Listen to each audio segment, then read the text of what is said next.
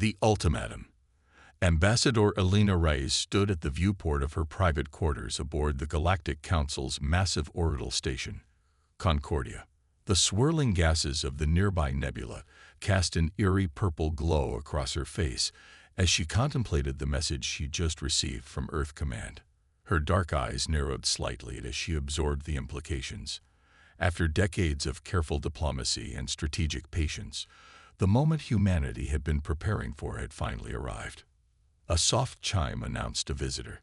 Without turning, she said, "Enter."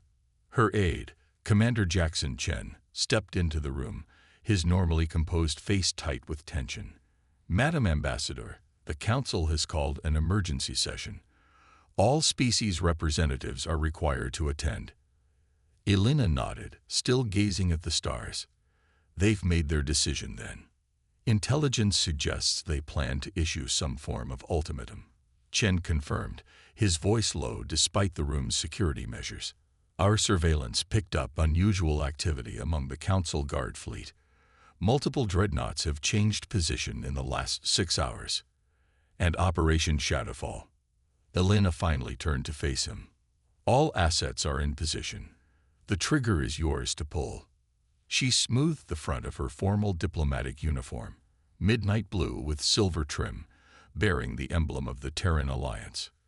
"Then let's not keep the Council waiting." The Grand Chamber of the Galactic Council was an architectural marvel. A massive spherical room with seating for representatives of over 800 species arranged in concentric circles.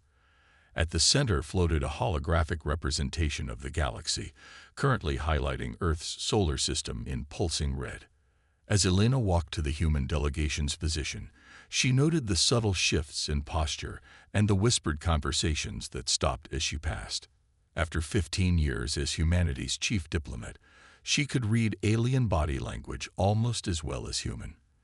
The atmosphere was charged with anticipation, and not the pleasant kind. High Counselor Jex, a towering Voltraxian with iridescent scales and multiple eye stalks, raised his ceremonial staff. The chamber fell silent. "Representatives of the Galactic Council," his voice boomed through the translation field, "we face a grave matter of galactic security. For centuries, this council has maintained peace through careful regulation of developing species, guiding them toward enlightenment while preventing the spread of dangerous technologies. Today, we address a troubling deviation from this established order." The hologram shifted to show Earth's expanding colonial presence. Mars, the Jovian moons, Saturn's rings, all thriving with human activity. Then it highlighted military installations throughout the system and beyond. "Humanity," Jex continued, "has rapidly militarized beyond acceptable parameters for a Level 3 civilization. Intelligence reports confirm they have developed weapons technologies specifically designed to counter Council defense systems. This represents a clear violation of the Treaty of Ascension that Earth signed upon joining the galactic community 50 years ago." Elena kept her face carefully neutral as murmurs spread through the chamber. The Treaty of Ascension, the document humanity had known from day one, was designed to keep emerging species permanently subordinate to the elder races that control the Council. "Ambassador Reyes," Jex turned his eye stalks toward her. "The Council has reached a unanimous decision. Earth must immediately dismantle all military installations beyond your home system, surrender all warships exceeding Council-approved tonnage, and submit to permanent oversight of your technological development." Elena stepped forward, her voice calm. "And if we refuse?" The High Counselor's scales rippled, a sign of discomfort among Voltraxians. He hadn't expected such a direct challenge to the Council's authority. "Then the Terran Alliance will be declared in violation of galactic law. Your colonies will be placed under Council protectorate status, and necessary force will be authorized to ensure compliance." A cold silence fell over the chamber. In the 70,000-year history of the Galactic Council, such ultimatums had been issued exactly 8 times. No species had ever successfully resisted. Elena allowed herself a small smile. The Terran Alliance appreciates the Council's concern. We request the standard 48-hour period to consult with our government. Granted, Jex replied, clearly relieved that protocols were being followed. The Council will reconvene in 2 days to hear Earth's response. As Elena turned to leave, a small figure moved to intercept her. Telex, the Arcturian ambassador, his large eyes blinking nervously. The Arcturians were among the newer Council species, having joined only a century before humans. Ambassador Reyes, he whispered, glancing around to ensure they weren't overheard. Is it true? Does Earth really intend to defy the Council? Elena studied him carefully. What does Arcturus think of this ultimatum? Ambassador Telex. We have concerns. The Council speaks of peace, but their methods grow more restrictive each cycle. Many younger species feel the same. She nodded slightly. Then perhaps you should attend to your communication suite in approximately 6 hours. You might receive an interesting transmission.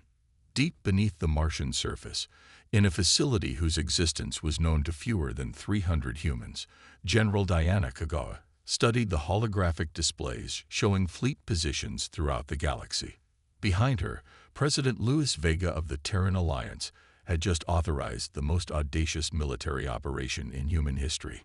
All strike groups report ready, Madam President, Diana reported, her augmented eyes processing tactical data at superhuman speed. Phase 1 of Operation Shadowfall can commence on your command. President Vega, a former scientist turned politician, still carried herself with a researcher's precision. She studied the holographic display of Council space, where thousands of key installations were highlighted. The Council believes they have us outmatched, she observed. Their intelligence suggests our military capacity is barely 1/10 of what we've actually built. Diana nodded. Our deception protocols have functioned perfectly. They're aware of our public shipyards and the fleet we displayed during their friendship visits, but the Phantom Fleet remains completely hidden. 18 years earlier, humanity had made a critical discovery. The quantum shielding technology that all Council ships use to protect against weapons fire had a fatal flaw. It created a distinctive energy signature when active. Through careful experimentation, Earth scientists had developed technology that could make vessels completely invisible to Council detection systems by masking this signature.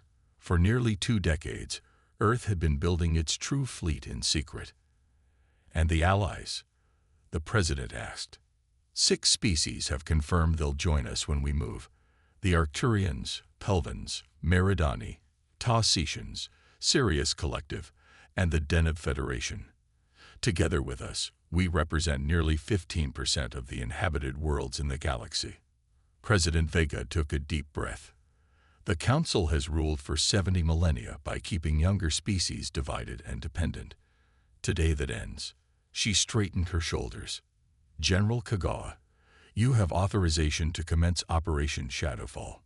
Diana activated her neural link to the command network. All units, this is control. Shadowfall is authorized. I repeat, Shadowfall is authorized. Phase 1. Execute.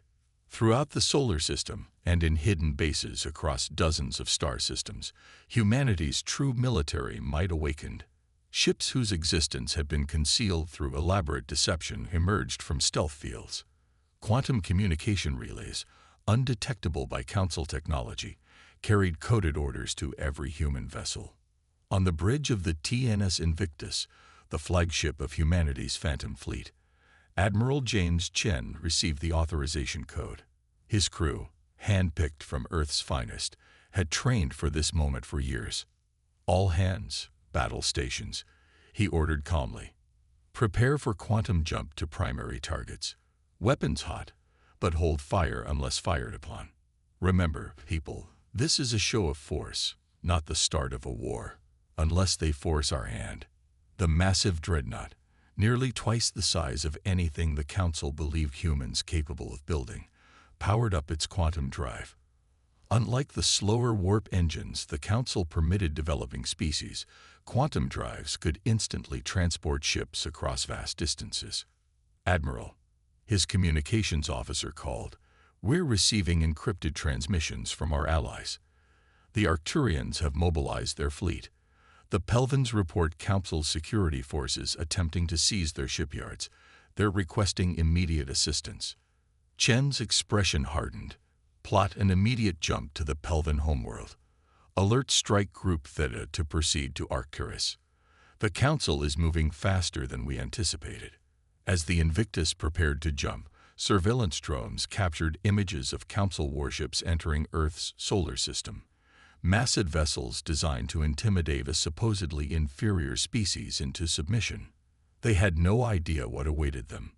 Back on Concordia Station, Alina Reyes was meeting secretly with representatives from 6 other species, all relative newcomers to the galactic stage, all chafing under Council restrictions. The hammer has fallen, she informed them. The Council has given Earth 48 hours to surrender our sovereignty or face military action. And your response? Asked Merentalis, the Meridani ambassador, her crystalline features catching the light. Operation Shadowfall has been authorized, Alina replied. As we speak, the first phase is being implemented. For decades, Earth has appeared to comply with Council technology restrictions, while secretly developing capabilities they never imagined possible. She activated a secure hologram showing real-time footage of Earth's hidden fleet emerging throughout the galaxy. Hundreds of advanced warships materializing near critical Council installations. By Council estimates, humanity possesses perhaps 40 capital ships. The reality is closer to 400, with technology at least 2 generations beyond what they believe we have. The ambassadors watched in stunned silence as human vessels appeared near their homeworlds, engaging Council security forces that had been sent to intimidate the younger races into supporting the ultimatum against Earth. We're not starting a war, Alina emphasized. We're preventing one, by showing the Council that their era of unchallenged dominance is over. But we cannot succeed alone. Each of your worlds must now make a choice. The Arcturian ambassador spoke first. Arcturus stands with Earth. Our defense forces have already engaged Council ships, attempting to establish a blockade of our homeworld. One by one, the others pledged their support. A new alliance was forming, one that would forever change the balance of power in the galaxy. Alina's communicator chimed with a priority alert. The Council is scrambling, she reported after reading the message. They've discovered our deception and are calling for an emergency session. It seems our 48 hours have been reduced to 4. What now? Asked the Taotian representative. Now, Alina said with grim determination, we show them exactly what humanity is capable of. The response.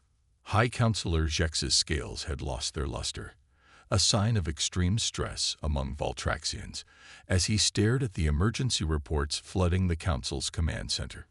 In the 6 hours since the human fleet had revealed itself, the careful power balance maintained for millennia was crumbling. This is impossible, he muttered, watching as another Council security outpost reported human ships materializing from nowhere. Their technology level shouldn't allow for this level of quantum manipulation. Security Administrator Vorex, a hulking Drenhian with natural armor plating, growled in frustration. They deceived us, Counselor. For decades, they showed us exactly what we expected to see. A compliant young species gradually developing along our approved technological pathways. While building this in secret, Jex gestured to the displays showing hundreds of human warships across Council space. How did we miss it? We underestimated their resourcefulness, admitted Science Director Pelora, her tentacles waving in agitation.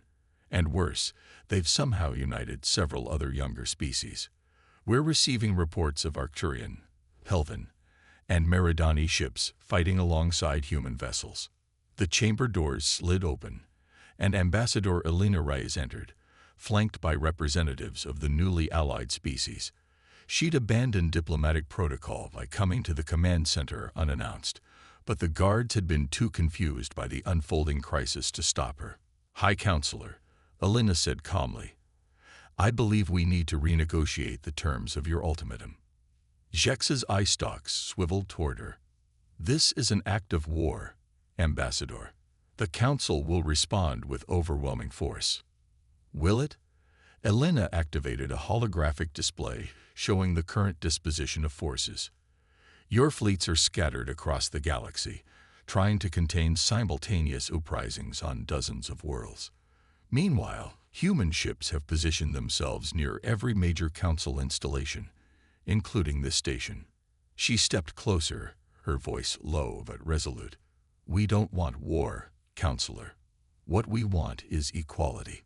The era of keeping younger species permanently subordinate ends today. The TNS Invictus dropped out of quantum space near the Pelvan homeworld, where 3 Council dreadnoughts were establishing a blockade. Admiral Chen assessed the tactical situation with practiced efficiency. Council vessels detected, sir, reported his tactical officer. They're charging weapons. Open communications, Chen ordered. The view screen activated, showing the surprised face of a Council fleet commander. This is Admiral James Chen of the Terran Alliance vessel Invictus. Your forces are engaged in hostile action against a sovereign world. Stand down and withdraw immediately.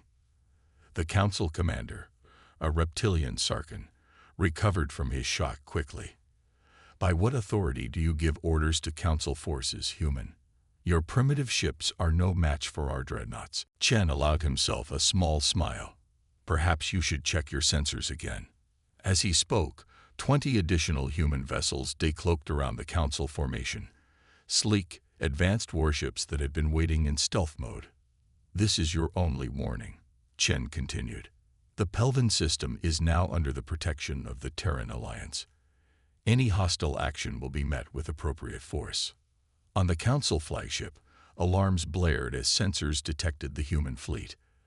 Their tactical computers were frantically recalculating odds that had suddenly shifted dramatically against them. The Sarkin commander hissed in frustration. This violation of Council authority will not stand. Withdraw your forces immediately or face destruction. We were hoping you'd be reasonable, Chen sighed. Tactical, deploy Nova shields. Across the human fleet, a new defense system activated, one that Council intelligence had no knowledge of. Based on reversed engineered quantum technology, Nova shields created a localized distortion in spacetime, capable of absorbing energy weapons and deflecting physical projectiles with unprecedented efficiency. The Council commander, seeing no choice but to assert dominance, ordered his ships to fire. Particle beams lanced out toward the Invictus, only to be harmlessly absorbed by the shimmering barrier of its Nova shield. Target their weapon systems only, Chen ordered. Precision strikes, minimal casualties. The human vessels responded with pinpoint laser bursts that disabled the Council ships' main guns without breaching their hulls.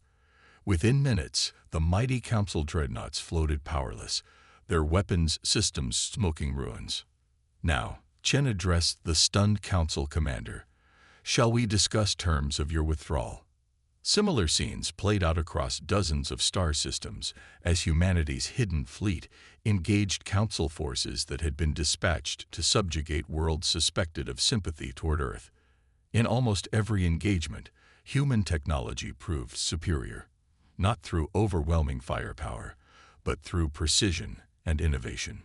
Back on Earth, in the subterranean strategic command center beneath the Himalayan mountains, President Vega monitored the unfolding situation. Military operations were proceeding exactly as planned, but it was the diplomatic front that would determine ultimate success or failure. Madam President, her aide announced, we're receiving a priority transmission from Ambassador Reyes on Concordia Station. Elena's face appeared on the main display. Madam President, the Council leadership has agreed to emergency negotiations. Our show of force has achieved its primary objective. Casualties? Vega asked immediately. Minimal on both sides. Our precision targeting protocols have kept Council military deaths under 50, with perhaps a few hundred wounded. No civilian casualties reported. The President nodded with satisfaction.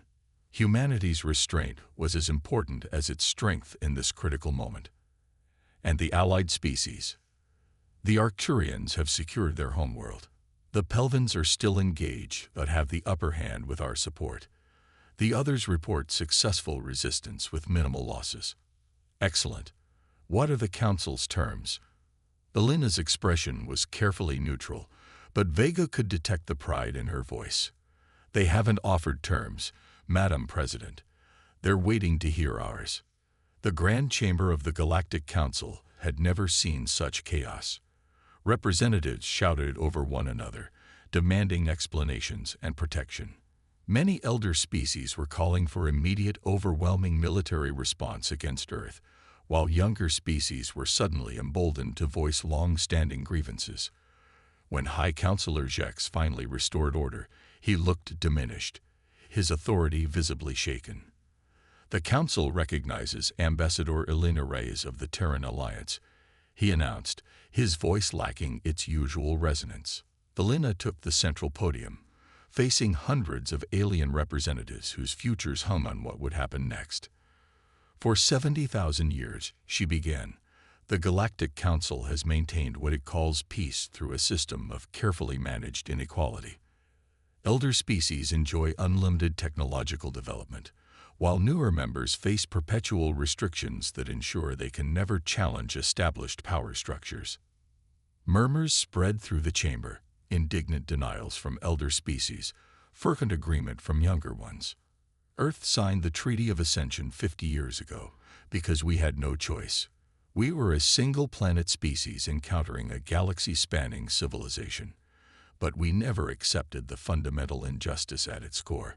She gestured and holographic displays activated throughout the chamber, showing human ships protecting younger species' worlds from Council forces. The Terran Alliance does not seek dominance or revenge. What we seek is reform, a new galactic compact based on genuine equality, mutual defense, and shared prosperity. From their designated positions, the ambassadors of the allied species, Arcturus, Pelva, Meridani, and others, stood in support. Together, our alliance now controls nearly 20% of the inhabited worlds in Council space. Elena continued, we have demonstrated both the military capability to defend ourselves and the restraint to use that capability responsibly. She turned directly to Jex. The Council faces a choice: adapt to a new reality of shared power, or face a protracted conflict that will benefit no one. The chamber erupted again, but this time with urgent discussions rather than chaotic shouting. Elder species representatives huddled together, reassessing strategies that had worked for millennia but were suddenly obsolete. After what seemed an eternity, Jex raised his staff for silence. The Council acknowledges the unanticipated developments, he said carefully. We propose a temporary suspension of hostilities while a diplomatic solution is negotiated. Elena shook her head. Not good enough, Counselor. Our terms are simple: immediate recognition of full sovereignty for all member species, dissolution of the technology restriction protocols, and establishment of a new governing body where all voices have equal weight. Jex's scales rippled in alarm. What you propose would overturn the established order of millennia. Yes, Elena agreed simply. That's precisely what we propose. In the strategic planning vault aboard the Invictus, Admiral Chen met with the military leaders of the allied species via secure quantum communication. Holographic representations of commanders from 6 different worlds stood around a tactical table displaying the current disposition of forces throughout the galaxy. The Council is stalling, reported General Chorus of the Arcturian Defense Force. Their main battle fleets are regrouping near the core systems. Chen nodded. As expected, they're hoping to consolidate their forces while diplomatic talks drag on. He adjusted the display to show a simulation of likely Council movements. Within 72 hours, they could amass enough firepower to challenge us directly. Can we prevent this concentration of forces? Asked Fleet Commander Sella of the Meridani. We can, Chen confirmed, but it would mean striking Council worlds that have not yet engaged in hostilities. That crosses a line we've been careful to avoid. The alien commanders exchanged looks, communication passing between them in ways humans couldn't fully perceive. There is another option, suggested Admiral Vex of the Pelvan Fleet, his crystalline features catching the light. The Council's power has always rested on more than military force.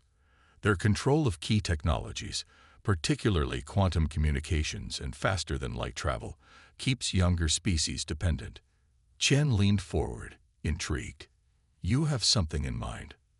The quantum nexus, Vex replied.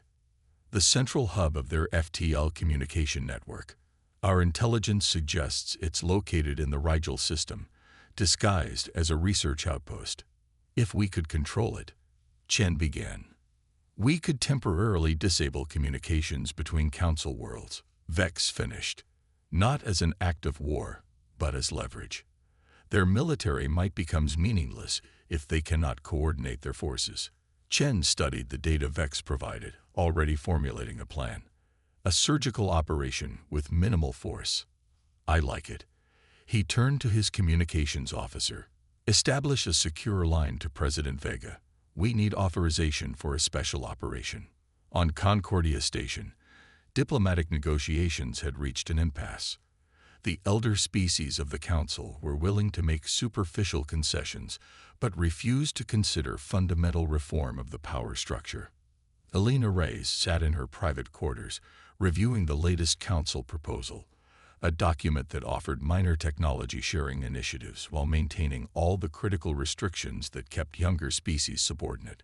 Her communication terminal chimed with an encrypted message from Earth. President Vega's face appeared, looking resolute. The Council is playing for time, Elena reported. They have no intention of accepting real change. We anticipated this, Vega replied. Admiral Chen has proposed an operation to secure leverage, taking control of their quantum nexus. Elena's eyes widened slightly. That would certainly get their attention. Precisely. I've authorized the mission. Operation Blackout commences in 6 hours. When the Council's communications network suddenly goes dark, I suspect their willingness to negotiate in good faith will increase dramatically. And if it doesn't? Vega's expression was stern but not vengeful. Then we demonstrate that humanity and our allies can survive without the Council's infrastructure, while they cannot function without coordination between their worlds. Either way, the age of unchallenged Council dominance ends today. The TNS Hyperion, a specialized stealth vessel designed for covert operations, slipped undetected through the defenses surrounding the Rigel system. Unlike conventional military vessels, the Hyperion carried a team of elite operators trained in both combat and technical infiltration.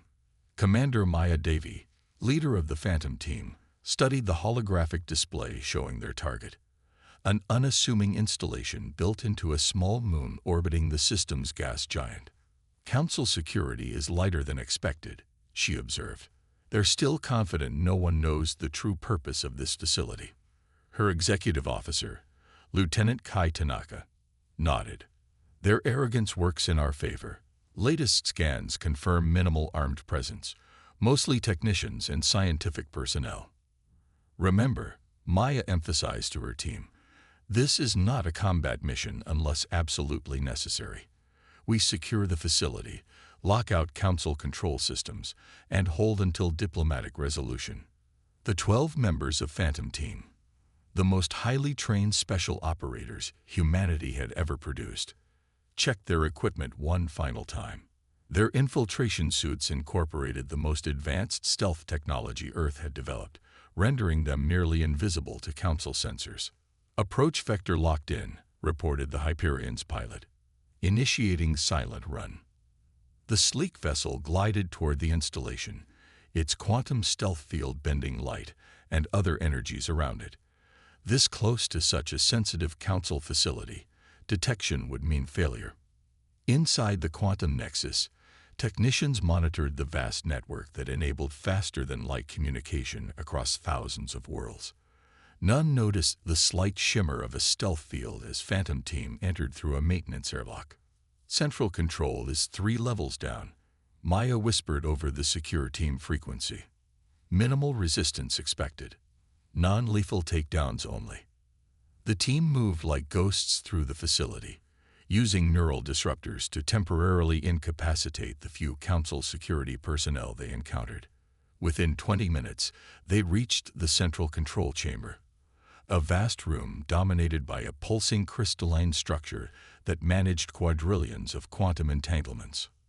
"Secure the room," Maya ordered, as her team deployed countermeasures to prevent any outgoing alerts. The Council technicians froze in shock as humans seemingly materialized around them. Before any could react, neural disruptors rendered them unconscious. Maya approached the main control interface, activating the specialized virtual intelligence system she carried. "Begin security override. Lock out all external access and prepare for system-wide broadcast." As her team secured the facility, Maya opened a channel to Admiral Chen. "Phantom Actual to Invictus. Operation Blackout successful. We have control of the Nexus." In the Grand Chamber of the Galactic Council, High Counselor Jex was in the middle of explaining why humanity's demands were unreasonable when every communication system simultaneously went dark. The holographic displays flickered and died, plunging the chamber into confusion. "What is happening?" Jex demanded, but his own aides looked equally bewildered. The main projection system suddenly reactivated, but instead of the Council emblem, it displayed the face of Admiral James Chen. "Representatives of the Galactic Council," he began, his voice calm but authoritative, "the Terran Alliance now controls your quantum nexus. All faster-than-light communications throughout Council space now operate at our discretion." Gasps and shouts filled the chamber. The Nexus was supposed to be one of the Council's most closely guarded secrets. "This is not an act of war," Chen continued, "but a demonstration. For millennia, the Council has maintained control by keeping critical technologies out of the hands of younger species. That era ends today." Elena Reyes stepped forward, addressing the stunned Council members. "We have temporarily disabled communications between your military vessels and administrative centers. They haven't been destroyed, merely suspended." She turned to Jex, whose scales had faded to a pale blue of shock. "Now, High Counselor, shall we discuss genuine reform of the Galactic Council? Or would you prefer to discover what other secrets humanity has uncovered during our 50 years of apparent compliance?" 1 week later, President Vega stood before the United Earth Parliament in Geneva, addressing representatives from every human colony and settlement across 12 star systems. "The Galactic Reformation Treaty has been signed," she announced to thunderous applause. "After 7 days of intensive negotiations, the Council has agreed to fundamental changes in how galactic civilization will be governed." Behind her, a massive display showed the historic moment. High Counselor Jex and representatives of 30 species, both elder and younger, signing a document that would transform interstellar relations. Under the new compact, all species will have equal voting rights in galactic affairs. Technology restrictions based solely on a species' age have been abolished. Instead, a new framework of responsible development will ensure that advanced technologies are used for the benefit of all. She paused, allowing the magnitude of the achievement to sink in. Humanity did not seek this confrontation. For 50 years, we tried to work within the existing system while building our strength. When that system proved irredeemably biased against newer species, we acted, not alone, but in concert with allies who shared our vision of a more equitable galaxy. In orbit above Earth, ships from a dozen worlds now moved freely, no longer constrained by Council restrictions. Among them was the Invictus, its mission complete for now, but ready if needed again. "This is not an end, but a beginning," Vega concluded. "Humanity has earned its place among the stars not through conquest, but by standing firm against injustice and offering a better alternative. The path ahead will not be easy, but for the first time in 70,000 years, all species can walk it together as equals." Throughout human space, citizens celebrated not just victory, but vindication. The long deception was over. The careful accumulation of hidden strength had served its purpose. Humanity had changed the galaxy not primarily through force, but by demonstrating both the capability for it and the wisdom to use it judiciously. In her private office afterward, President Vega met with Elena Reyes and Admiral Chen, the three architects of humanity's audacious strategy. Will it last? Chen asked, the military pragmatist always looking for potential threats. The elder species are shocked but adapting, Elena replied, some more gracefully than others. The key is that dozens of younger species who previously feared speaking out are now asserting themselves. Vega nodded, looking at the galaxy map that now showed the beginnings of a transformed interstellar community. For millennia, the Council maintained power by keeping everyone else divided and dependent. We've broken that cycle not by becoming the new tyrants, but by creating something better. She raised a glass in a toast that echoed across human worlds and beyond.